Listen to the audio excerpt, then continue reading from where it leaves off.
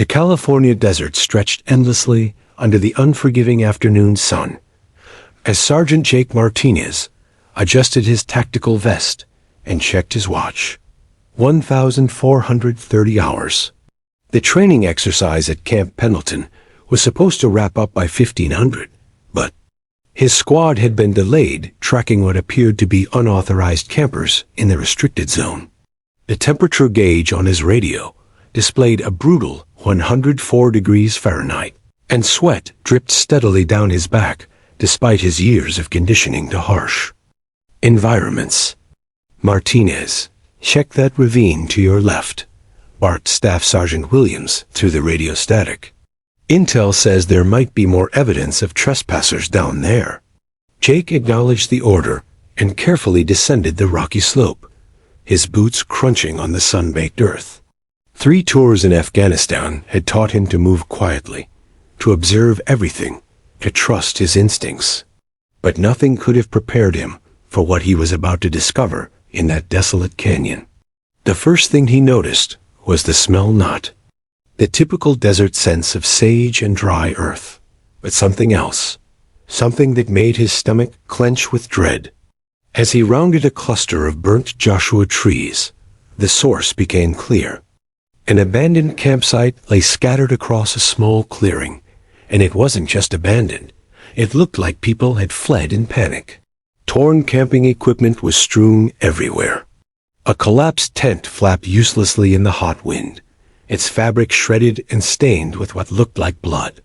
Food containers were scattered and empty, attracting swarms of desert flies. Jake's training kicked in as he surveyed the scene, mentally cataloging evidence while maintaining situational awareness. That's when he heard it. A sound so faint he almost dismissed it as wind through the rocks. But Jake had learned to trust his ears in combat zones, and this wasn't wind. This was something alive, something suffering. He froze, straining to locate the source. There behind the twisted metal frame of what used to be a camping chair, the weakest possible whimper, barely audible above the desert silence. Jake approached cautiously, his heart beginning to race as the sound became clearer. Not human, but definitely a cry for help. He pushed aside a torn piece of canvas and felt his breath catch in his throat. Curled in a pathetic ball of matted fur and mud was the smallest German Shepherd puppy he'd ever seen. The little creature couldn't have been more than 3 months old, but it looked ancient with suffering. Its tiny ribs protruded sharply through skin that hung loose and dehydrated. Patches of fur were missing, revealing raw, infected skin underneath. The puppy's eyes were crusted shut with discharge, and its breathing came in short, desperate gasps. "Jesus," Jake whispered, immediately dropping to his knees beside the dying animal. The puppy tried to lift its head at the sound of Jake's voice, but could barely manage the effort. Its small pink tongue hung from its mouth, black with dehydration. Jake could see the puppy's heart beating rapidly through its exposed rib cage, like a tiny bird trapped in a cage too small. Jake's mind raced through his limited knowledge of animal first aid, while his heart broke at the sight. This puppy had been left here to die abandoned by whoever had fled this campsite in such obvious haste. How long had it been lying here? Days? The evidence suggested the campsite had been deserted for at least a week. "Hey there, little guy," Jake said softly, extending his hand slowly. The puppy didn't react to the movement, but seemed to respond to his voice, its breathing becoming slightly less labored. "What happened to you, huh? Where's your family?" Jake's radio crackled with impatient voices.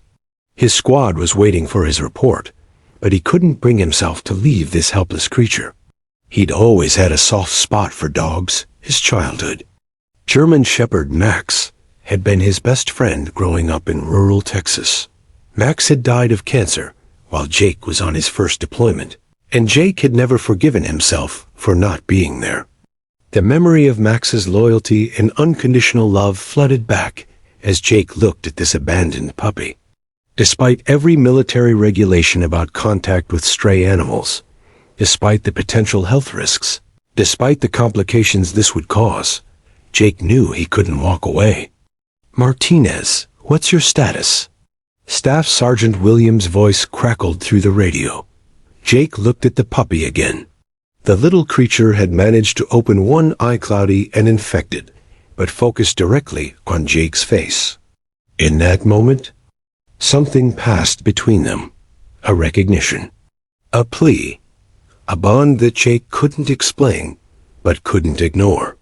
"Sir, I found evidence of the unauthorized camping, but I need a few more minutes to document everything properly," Jake responded, buying himself time. Without hesitation, Jake began removing his field jacket. The puppy was too weak to resist as Jake gently wrapped the tiny body in the desert camouflage fabric. The little creature weighed almost nothing, maybe 5 pounds at most. Jake could feel every bone through the thin layer of skin and fur. "I've got you now," Jake whispered, cradling the bundle against his chest.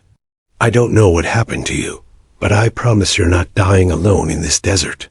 The puppy's breathing seemed to steady slightly against Jake's chest, as if sensing safety for the first time in days or weeks.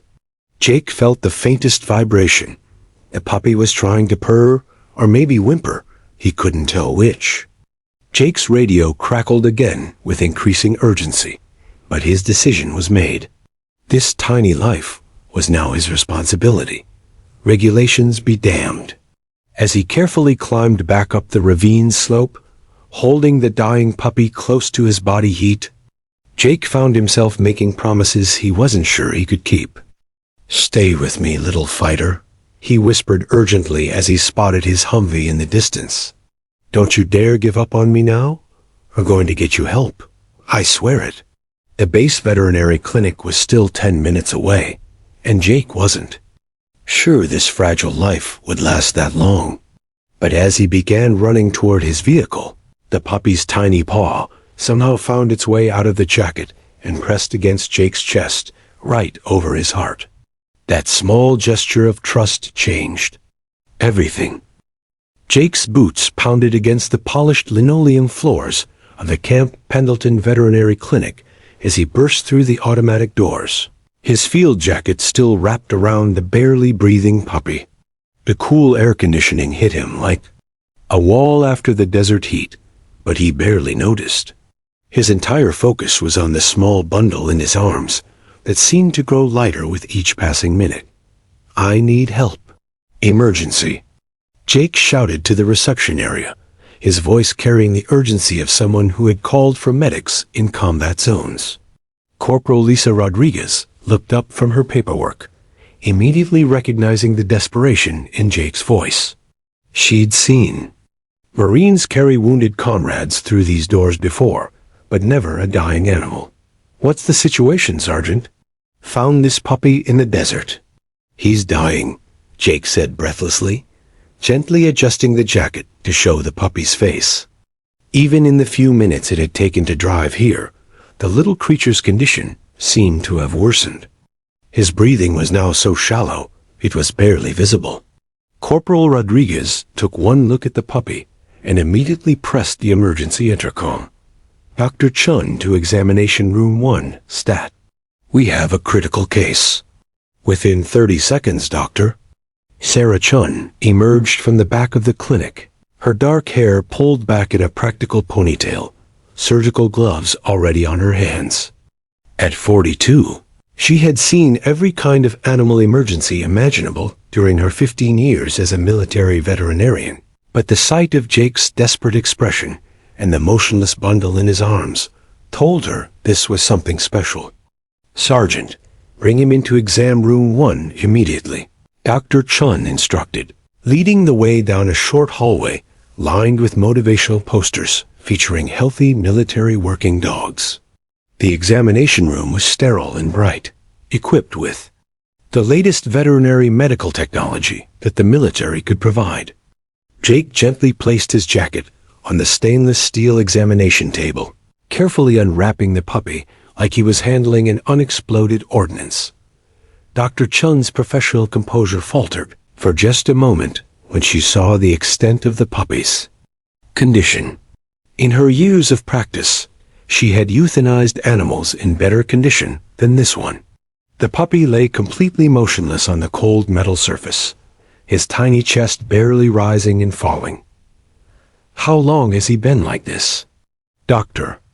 Chun asked, immediately placing her stethoscope on the puppy's chest while Jake filled her in on the discovery. "I found him maybe 20 minutes ago in an abandoned campsite. Looks like he's been alone for days, maybe a week," Jake explained, his hands clenched into fists at his sides as he watched Dr. Chun work. Dr. Chun moved with practiced efficiency, checking the puppy's gums, which were pale white instead of healthy pink. She lifted his eyelids to reveal eyes that were dull and unresponsive. His body temperature was dangerously low, and when she gently pinched the skin on his neck, it stayed tented, a clear sign of severe dehydration. "Sergeant Martinez, I need you to prepare yourself for some very difficult news," Dr. Chun said softly, continuing her examination while she spoke. Her voice carried the practiced gentleness of someone who had delivered countless terminal diagnoses. Jake's stomach dropped, but he forced himself to listen. "This puppy is suffering from advanced parvovirus. That's what's causing the bloody diarrhea and vomiting. He's also got pneumonia, severe dehydration, and what appears to be multiple secondary infections." Dr. Chun paused to check the puppy's heart rate, frowning at what she found. "His heart rate is critically low, his blood pressure is barely registering, and his body temperature is dropping. But you can treat parvo, right?" "I've heard of dogs surviving it," Jake said desperately, leaning closer to the examination table. Dr. Chun's expression grew more serious. "In normal cases, yes. But Sergeant, this isn't a normal case. I've been practicing veterinary medicine for 20 years, and I've never seen a parvovirus case this advanced where the animal survived. His organs are shutting down. Even if we started the most aggressive treatment protocol immediately for fluids, antibiotics, anti-nausea medications, around-the-clock monitoring, I'd give him less than a 5% chance of survival." Words hit Jake like a physical blow. He stared at the motionless puppy, remembering how the tiny creature had managed to reach out and touch his chest in the desert. "What are you saying, Doc?" "I'm saying that the most humane thing we can do for him right now is to end his suffering. He's in tremendous pain, even though he doesn't have the energy to show it. His body is failing and forcing him to endure. What would be an extremely painful and likely unsuccessful treatment would be cruel." Dr. Chun walked to a glass cabinet and began preparing a syringe with pink liquid sodium pentobarbital, the standard euthanasia solution. Her movements were gentle but efficient, the result of years of having to make these difficult decisions.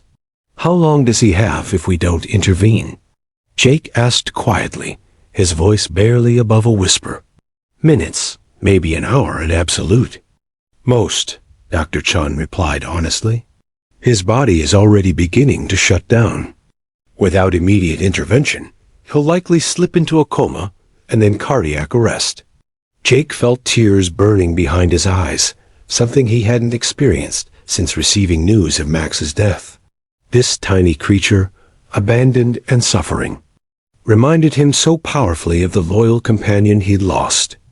But more than that, something about the puppy's struggle to survive, his determination to keep fighting, even when his body was giving up, resonated with Jake's own experiences in combat.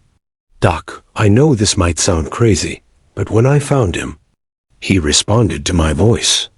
And when I picked him up, I swear his breathing got a little stronger," Jake said, knowing how desperate he must sound.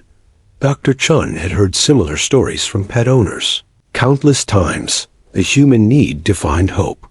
In hopeless situations, to see improvement where none existed. But as she looked at Jake's face, she saw something that made her pause.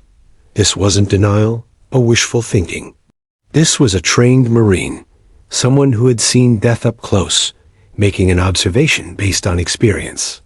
"Sergeant, I understand how difficult this is," Dr. Chon said gently, approaching the examination table with the prepared syringe.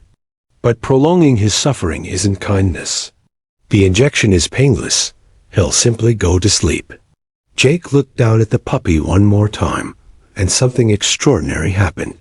As if sensing the approaching end, the tiny creature's eyes fluttered open, just barely, but definitely open. And those dark brown eyes, clouded with sickness and pain, looked directly at Jake with an expression that seemed to say, "Please don't give up on me." In that moment, Jake made a decision that would change both their lives forever. Time seemed to freeze in examination room 1 as Dr. Chon approached the metal table, the syringe containing the fatal pink liquid held steady in her experienced hand. The fluorescent lights hummed overhead, casting harsh shadows across the sterile surfaces while the puppy lay motionless on the cold steel, his tiny chest barely moving with each labored breath. Jake watched in agonizing slow motion as Dr. Chon positioned herself beside the table, her movements deliberate and practiced. She had performed this procedure hundreds of times. It was always difficult, but it was often the most compassionate choice. The puppy's suffering would end peacefully, without pain, within seconds of the injection. "I'm going to insert this into his front leg," Dr. Chon explains gently, her voice carrying the professional calm she used to comfort grieving pet owners. "He won't feel anything. It will be like falling asleep." But as Dr. Chon reached for the puppy's impossibly thin front leg to locate a vein, something extraordinary began to unfold. The dying puppy, who hadn't moved more than a few millimeters since being placed on the table, suddenly stirred. It started with the faintest twitch of his ears, so subtle that Dr. Chon almost missed it. Then, with what must have been every ounce of strength remaining in his failing body, the puppy lifted his head. Not much, maybe 2 inches off the table. What? For a creature who had been essentially comatose, it was like watching someone rise from the dead. "That's impossible," Dr. Chon whispered, freezing mid-reach. "He doesn't have the strength to." Her words died as she watched the puppy's clouded eyes focus with startling clarity directly on Jake's face. There was something in that gaze, an intelligence, a recognition, a desperate communication that transcended the barrier between species. Jake felt his breath catch in his throat. "Hey there, little guy," he said softly, instinctively leaning closer to the table. "I'm right here." What happened next defied every principle of veterinary medicine that Dr. Chon had learned in her 20 years of practice. The puppy, using what should have been impossible reserves of energy, began to move. Not random movements of a dying animal, but purposeful, determined motion. Inch by agonizing inch, the tiny creature dragged himself across the cold metal surface toward Jake's voice. His back legs were too weak to support him, so he pulled himself forward with his front paws, leaving small smears of blood from raw pads on the steel table. Each movement was clearly exhausting, but he never stopped, never gave up. "This isn't medically possible," Dr. Chon breathed, setting down the syringe and stepping back. "His glucose levels are critically low. He shouldn't have the neurological function to coordinate movement, let alone the physical strength." Jake extended his hand slowly, palm up, toward the struggling puppy. "Come on, buddy. You can make it." The encouragement seemed to give the puppy renewed determination. With one final tremendous effort, he reached Jake's outstretched hand and collapsed against it, his tiny paw pressing against Jake's calloused palm. The moment of contact was electric. Jake felt it, like a surge of energy passing between them. Immediately, the puppy's labored breathing began to steady. Not dramatically, but noticeably. Dr. Chon watched the monitors in amazement as the heart rate, which had been dangerously low and irregular, began to show a more stable rhythm. "Check the equipment," Jake said urgently. "Is it malfunctioning?" Dr. Chun quickly examined the monitoring devices, running diagnostics and checking connections. Everything's working perfectly, she confirmed, her voice filled with wonder. These readings are accurate. The puppy had curled himself as close to Jake's hand as possible, his small body trembling but somehow seeming less fragile than moments before. His eyes, which had been dull and unfocused, now tracked Jake's movements with unmistakable awareness. In 20 years of veterinary medicine, I have never seen anything like this, Dr. Chun said, moving closer to observe the phenomenon. Animals near death don't suddenly find reserves of strength like this. It's physiologically impossible. Jake gently stroked the puppy's matted fur with one finger, careful not to disturb him. What's happening to him? I don't know, Dr. Chun admitted, her scientific mind struggling to process what she was witnessing. There are documented cases of the human-animal bond having therapeutic effects, but nothing like this. Nothing where physical contact appears to be actively stabilizing vital signs. As if to prove her point, Jake momentarily moved his hand away to adjust his position. Instantly, the puppy's breathing became more labored, and the heart monitor showed increased irregularity.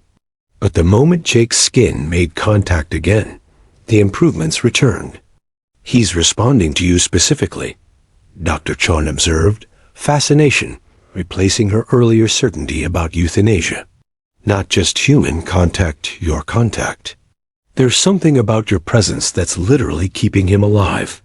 The puppy made a sound then, not quite a whimper, not quite a purr, but something uniquely his own. A soft vocalization that seemed to carry gratitude, recognition, and an almost human-like plea for continued contact.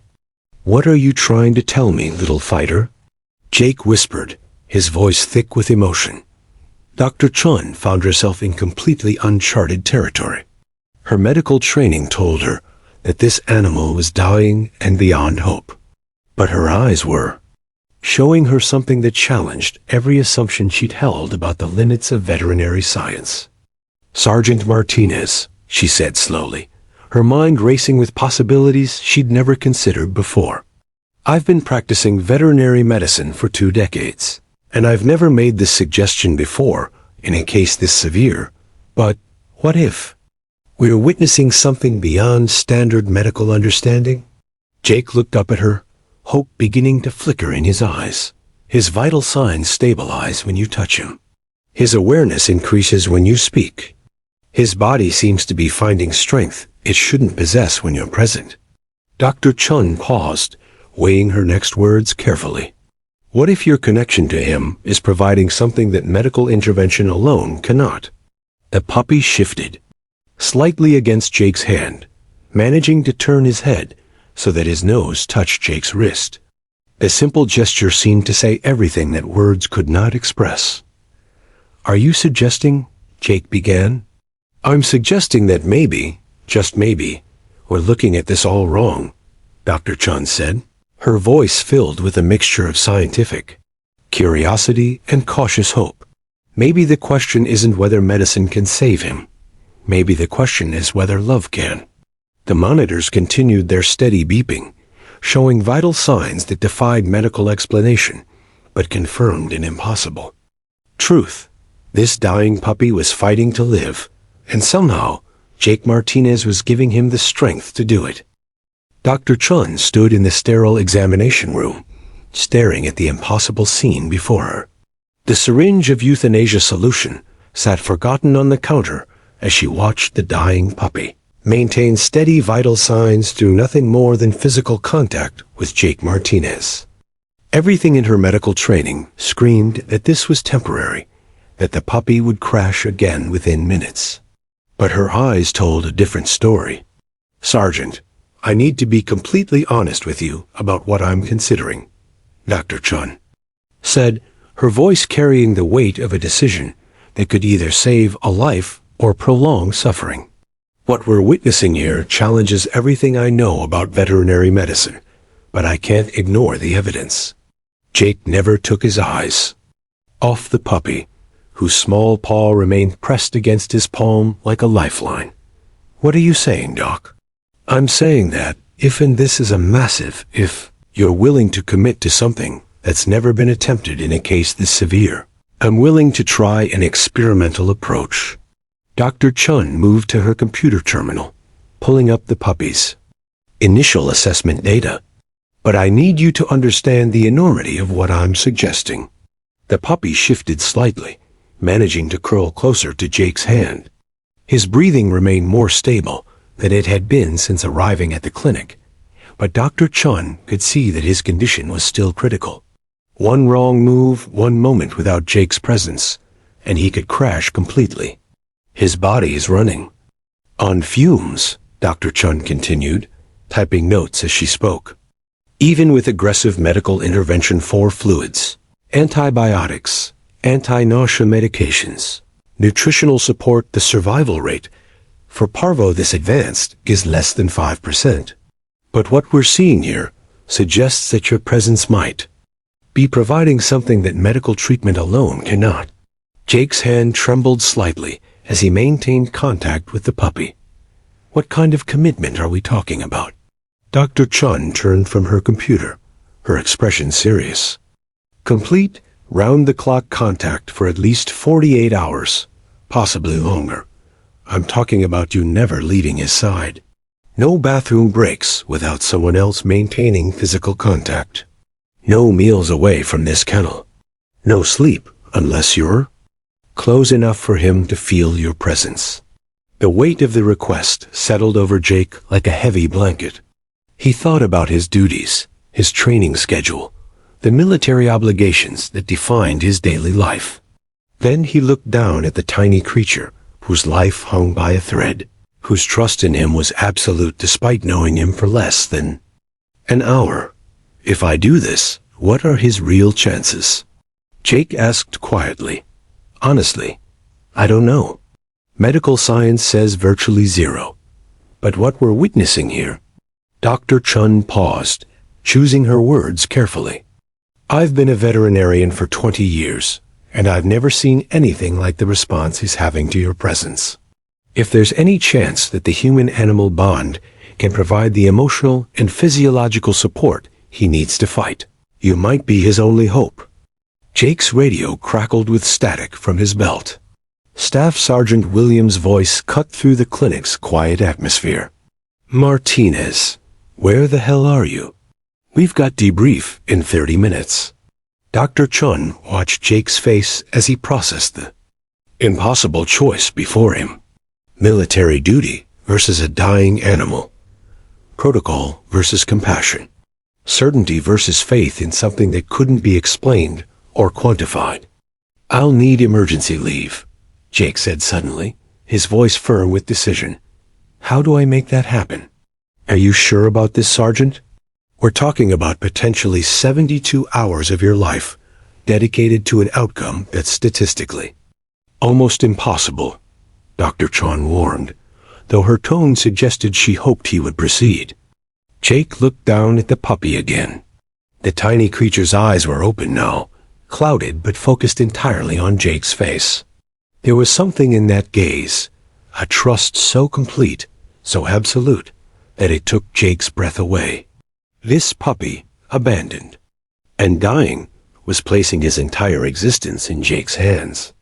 "Doc, I've been in combat zones where soldiers fight against impossible odds because someone believes in them, because they're not alone," Jake said, his voice growing stronger.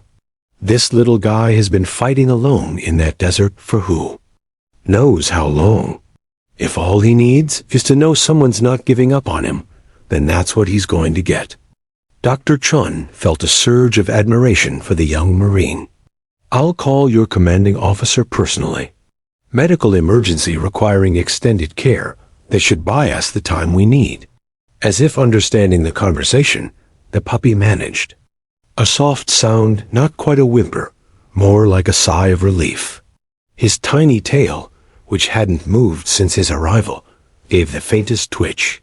"He's responding to your voice even more now," Dr. Chun observed, amazement evident in her tone. "Look at his facial expression. He's actually alert. An hour ago, he was nearly comatose. Dr. Chun quickly prepared the intensive care setup.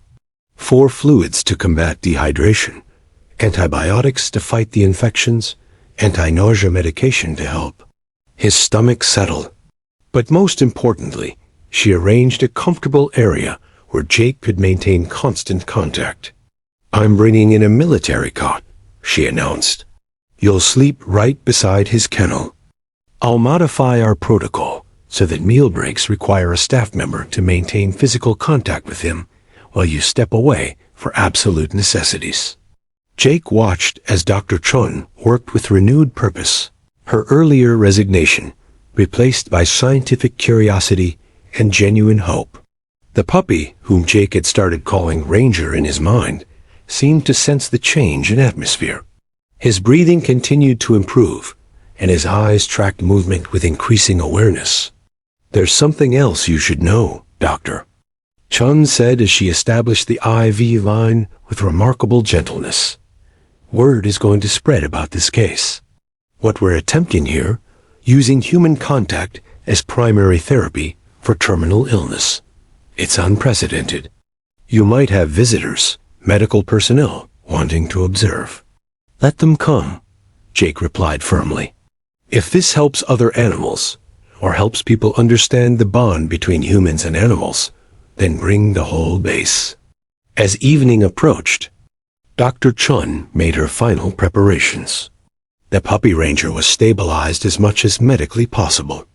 The real test would begin when Jake settled in for their first night together, when the extraordinary bond between a dying animal and a compassionate marine would either prove to be a miracle or a beautiful but temporary reprieve. "Ready for the hardest mission of your life, Sergeant?" Dr. Chun asked softly. Jake positioned himself beside Ranger's kennel, his hand finding the puppy's tiny paw immediately. "We're ready, Doc? Aren't we, Ranger?" For the first time since his rescue, Ranger's tail wagged just once, but unmistakably. The fight for his life was about to begin in earnest. The Camp Pendleton Veterinary Clinic took on an eerie quiet as evening settled over the base. Most of the staff had gone home, leaving only Dr. Chun, Jake, and the night duty technician to maintain their vigil over Ranger. The fluorescent lights had been dimmed to create a more peaceful environment, and the only sounds were the steady hum of medical equipment and the soft beeping of Ranger's heart monitor. Jake had positioned his military cot as close to Ranger's kennel as physically possible. His arm extended through the wire mesh, so his hand could maintain constant contact with the tiny puppy. The metal frame of the cot pressed uncomfortably against his shoulder, but he didn't dare adjust his position and risk breaking the connection that seemed to be keeping Ranger alive. "Comfortable?" Dr. Chun asked softly, checking Ranger's IV line for the 3rd time in an hour.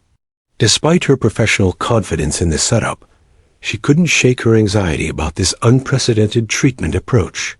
"I've slept in worse places," Jake replied with a tired smile. "Afghanistan taught me to find comfort anywhere. Besides, I don't think I could sleep even if I wanted to." It was 2,200 hours 10 p.m., and Ranger had been stable for nearly 4 hours. His breathing remained labored but consistent. His heart rate had improved from critically low to merely concerning. And most remarkably, he seemed aware of his surroundings. His clouded eyes tracked Jake's movements, and he made soft sounds when Jake spoke to him. "Tell me about yourself, Ranger," Jake whispered, gently stroking the puppy's matted fur with his index finger. "Where did you come from? How did you end up all alone in that desert?" As if responding to the question, Ranger shifted slightly, pressing his tiny nose against Jake's palm. The simple gesture sent a wave of protectiveness through Jake that surprised him with its intensity. Dr. Chun settled into a chair nearby, a medical chart balanced on her lap. "I've been thinking about what we're witnessing here," she said quietly. "There are documented cases of therapy animals helping humans heal faster, reducing blood pressure, decreasing anxiety. But this is the reverse. You're providing therapy to him. Maybe that's how it's supposed to work, Jake mused. Maybe healing isn't just about medicine. Maybe it's about connection, about not giving up on someone when everyone else has. The night shift technician, Petty Officer Marcus Williams, approached with fresh blankets and a cup of coffee for Jake. Marcus had been skeptical about the unusual arrangement when he arrived for duty, but watching Jake's dedication had won him over. "How's our patient doing?" Marcus asked, checking the monitors with practiced efficiency. "Better than anyone expected," Dr. Chun replied, though she kept her voice cautiously optimistic. "His hydration levels are improving, and his temperature has stabilized. Most importantly, he's staying conscious and responsive." At midnight, the real test began. Ranger's condition suddenly took a dramatic turn for the worse. His breathing became rapid and shallow. His heart rate spiked erratically, and he began to shiver uncontrollably. The monitors erupted in a cacophony of alarms that shattered the peaceful atmosphere. "He's crashing," Dr. Chun shouted, rushing to the kennel with emergency medications. "His blood pressure is dropping fast." Jake felt panic surge through him as he watched Ranger's small body convulse with distress. "What's happening? What can I do?" "Keep talking to him.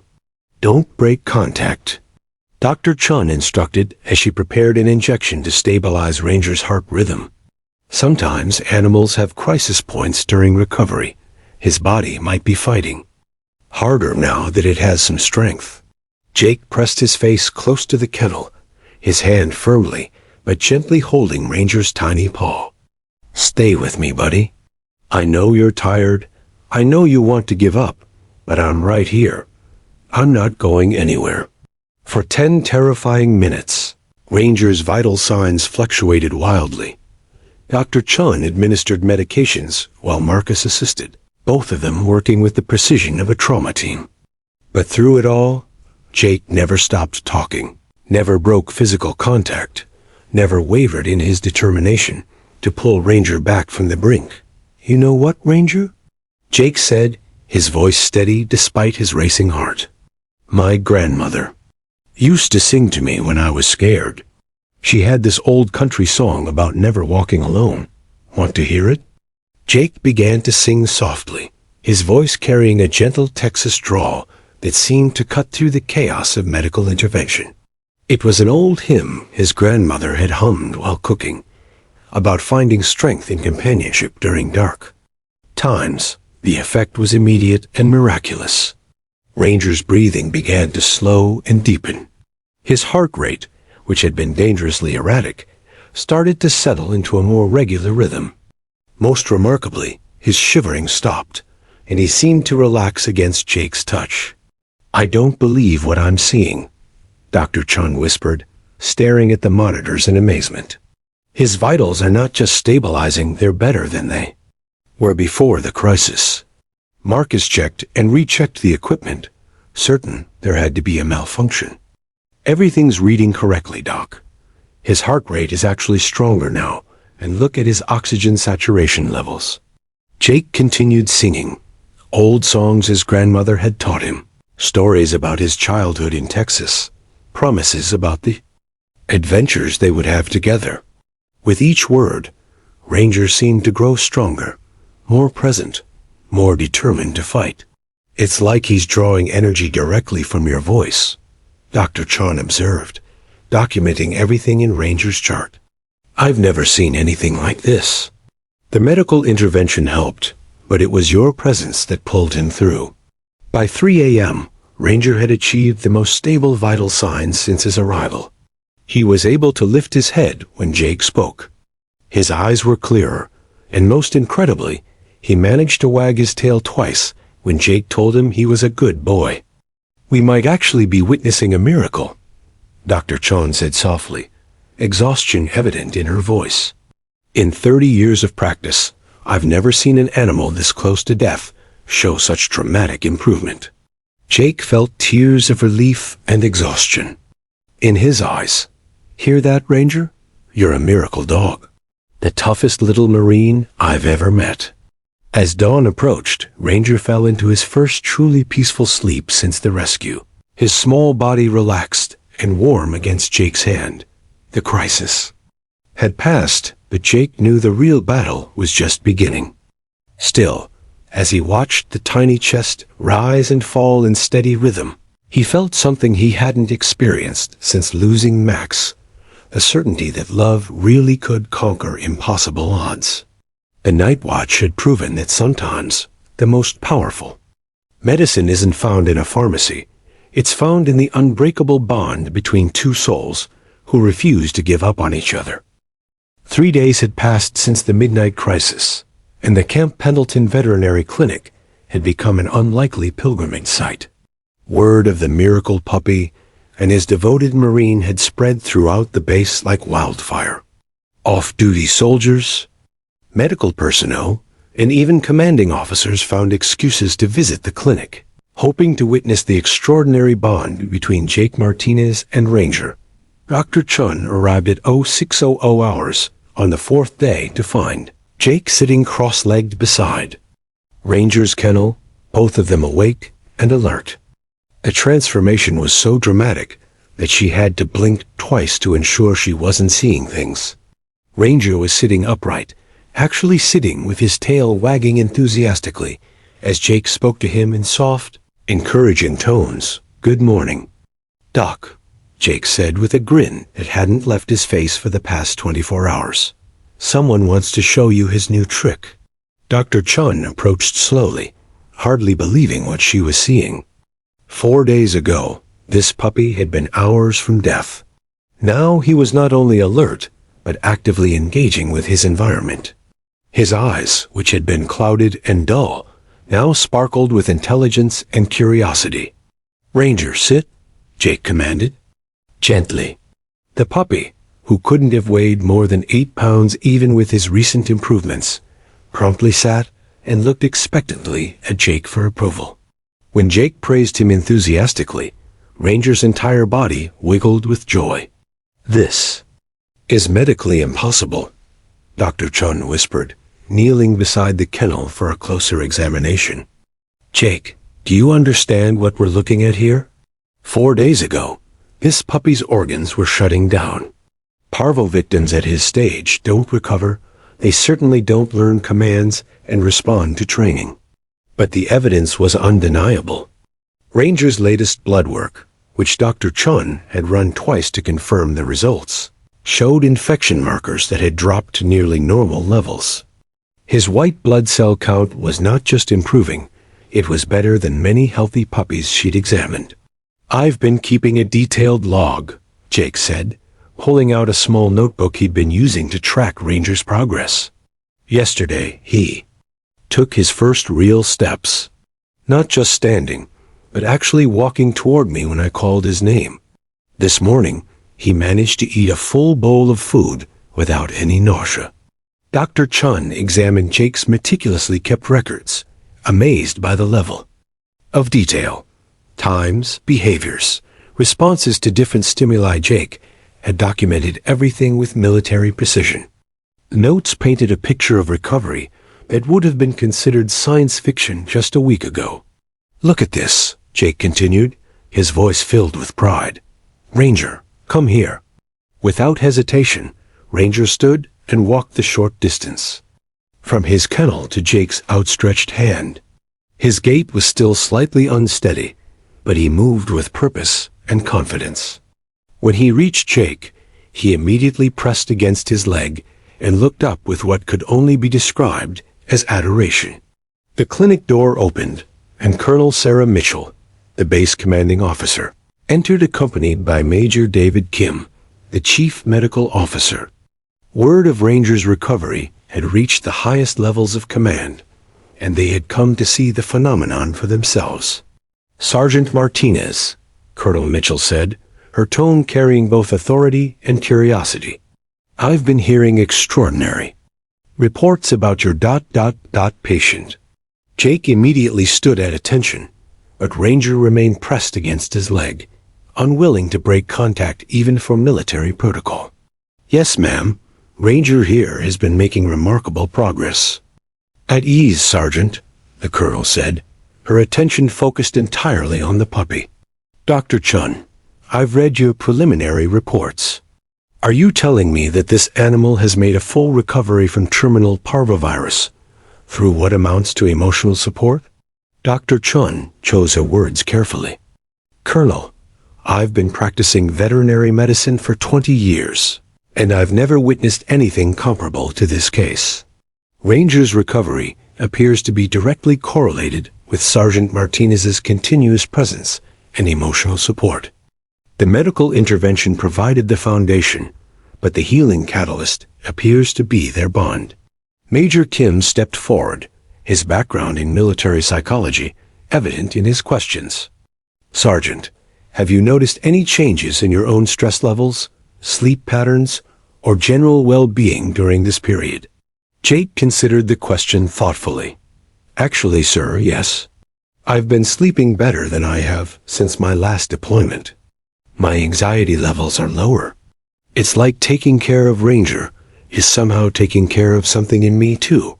As if to demonstrate the point, Ranger looked up at Jake and made a soft sound, not quite a bark, more like a conversational comment.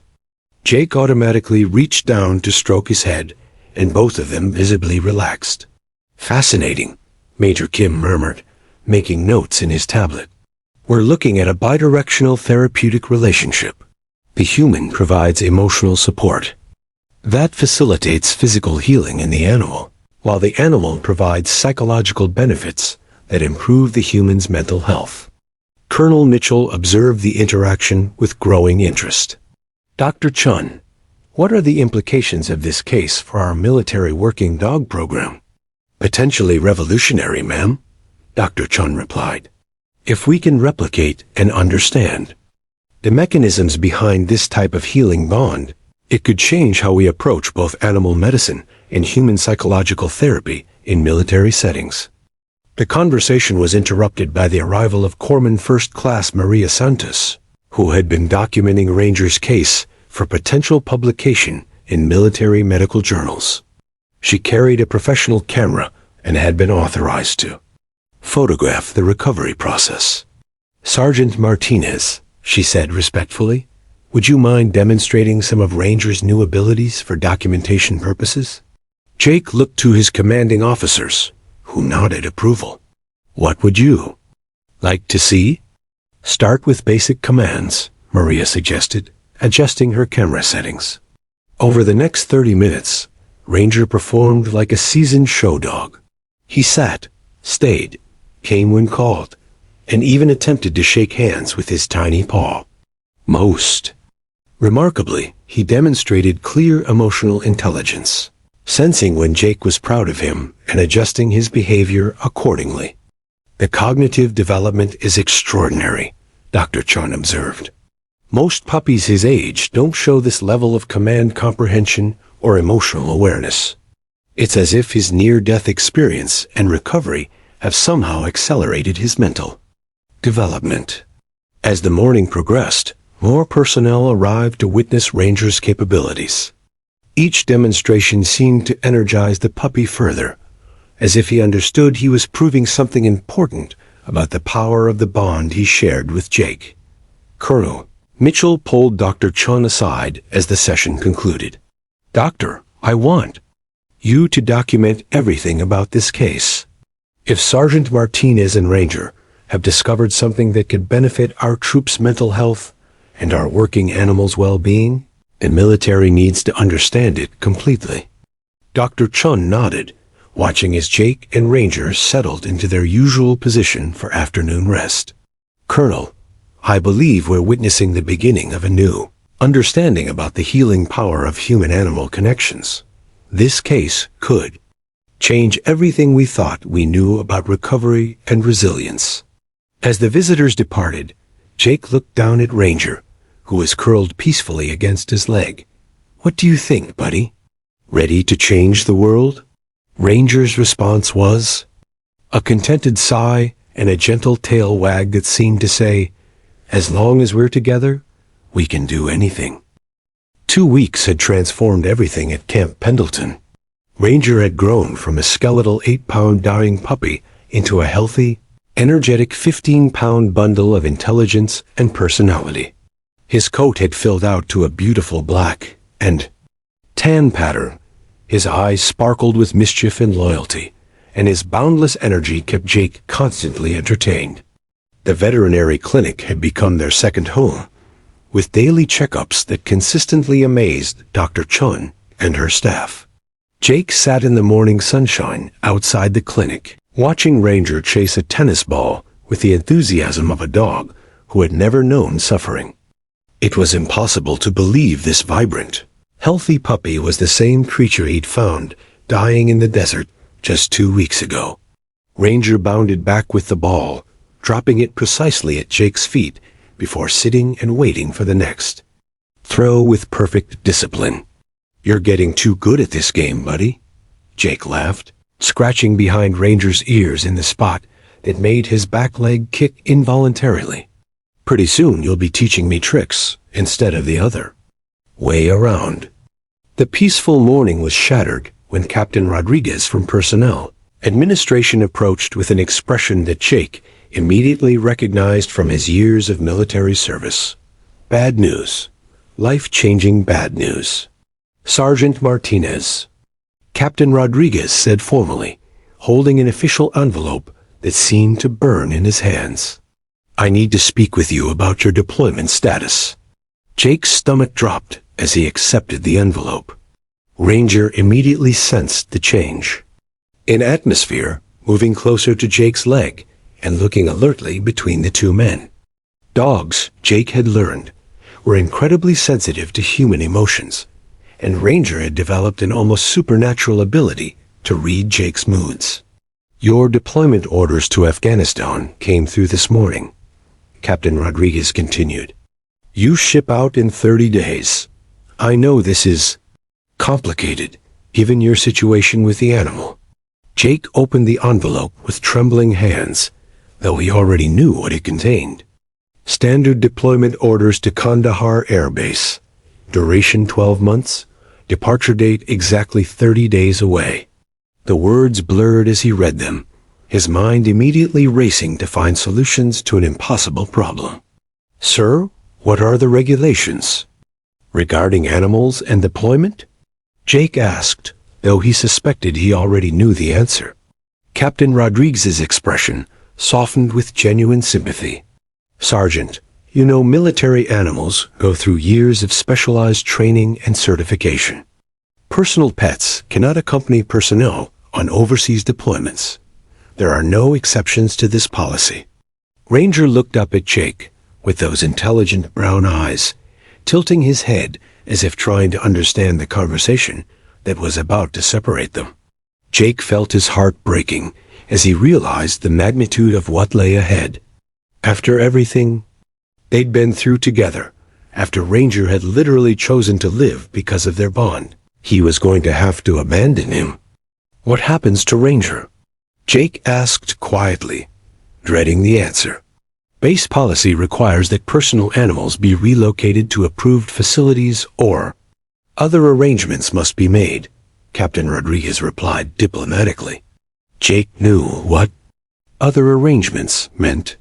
Ranger would go to a shelter, assuming anyone would even take a dog with his medical history. Most people wouldn't want to risk adopting an animal who had survived such severe illness. And shelters were overcrowded, underfunded places where healthy dogs struggled to find homes. That evening, Jake sat with Dr. Chun in her office, Ranger sleeping peacefully at his feet, unaware that his world was about to be turned upside down. Dr. Chun had been reviewing Ranger's case files, preparing for a conversation she'd been dreading since the deployment orders arrived. "Jake, I've been thinking about this all day," Dr. Chun said, her voice heavy with emotion. "What we've documented here isn't just a medical curiosity. It's a breakthrough in understanding therapeutic human-animal bonds.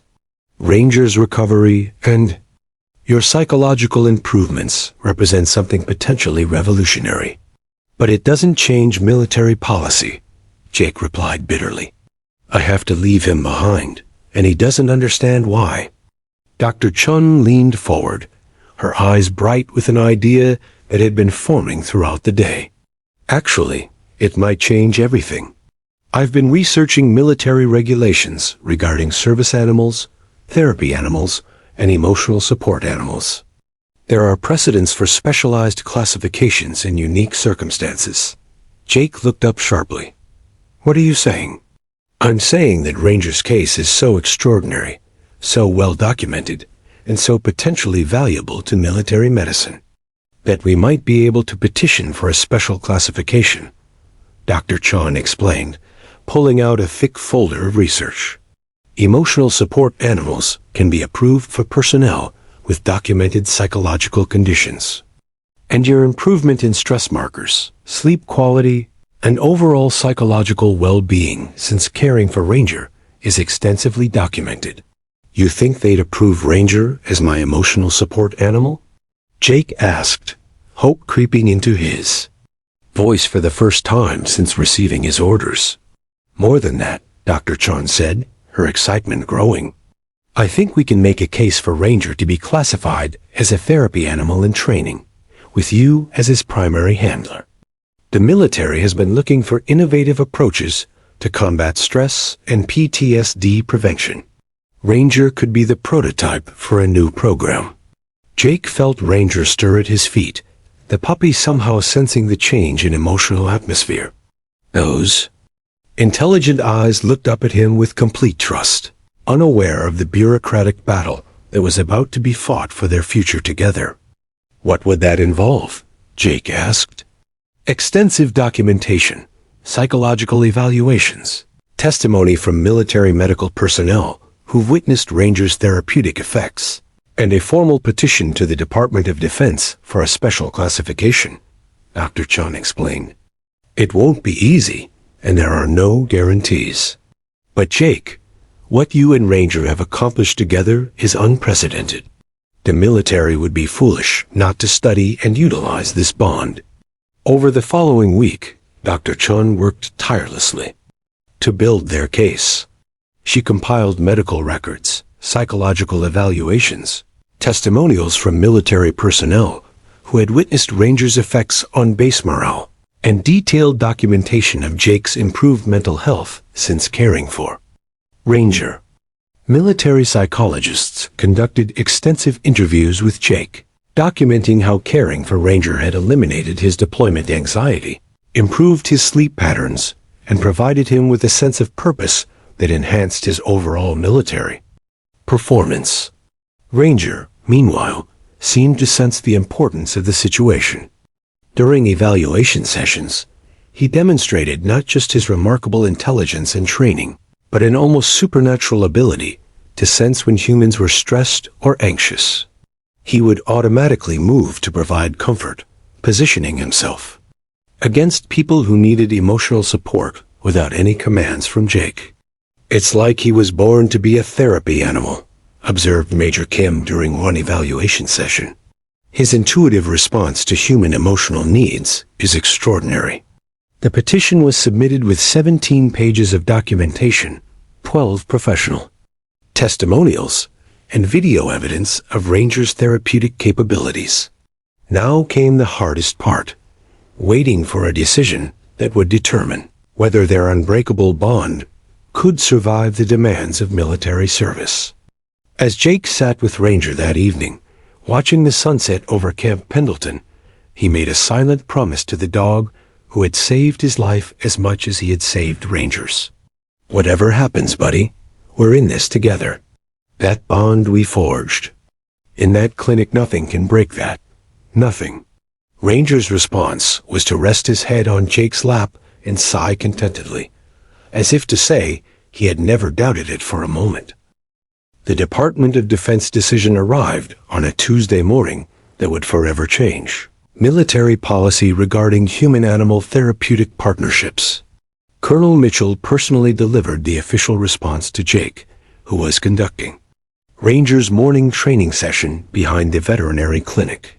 The envelope bore the Pentagon seal, and its weight seemed to contain the future of everything Jake and Ranger had built together. Sergeant Martinez, Colonel Mitchell said, her voice carefully neutral, despite the smile threatening to break through her professional demeanor.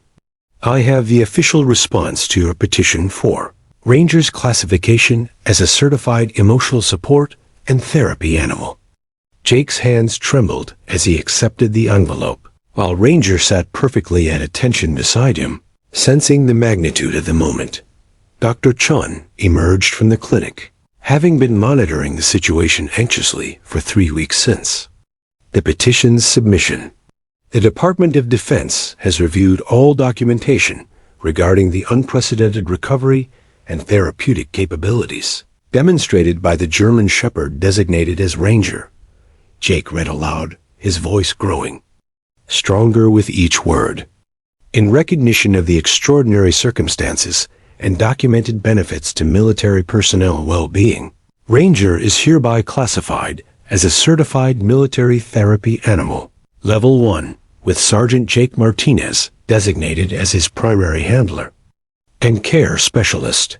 Dr. Chun let out a cheer that could be heard across the base, while Jake dropped to his knees to embrace Ranger, who seemed to understand that something wonderful had just happened.